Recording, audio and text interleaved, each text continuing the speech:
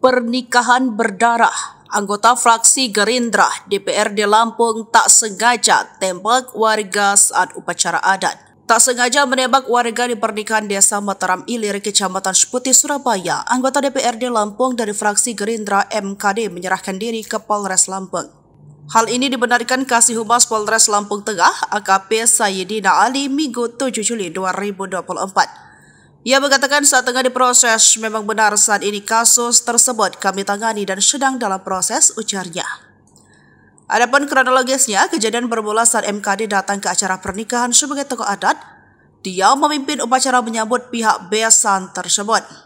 Komandan Koramil 41109 Seputi Surabaya Kapten Infanteri Gunawan menjelaskan, peristiwa itu terjadi pukul 10. MKD bermaksud membunyikan letusan senjata api ke udara, namun peluru dari pistol MKD itu nyasar mengenai kepala Salam, warga setempat yang sedang duduk di gorong-gorong.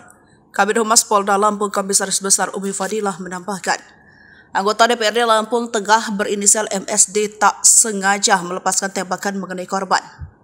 Korban bernama Salam tersungkur setelah alami luka tembak di bagian kepalanya di acara pernikahan di Desa Mataram Ilir, Kecamatan Seputi, Surabaya, Sabtu 6 Juli 2024 pukul 10. Tembakan tersebut biasanya dilepaskan ke udara sebagai tradisi proses pernikahan di Desa Mataram Ilir. Dari pemeriksaan sementara, pelaku diberikan senjata api dan dia langsung mengekang karena dikira belum berisi peluru, kata Komisaris Besar Umi Fadilah.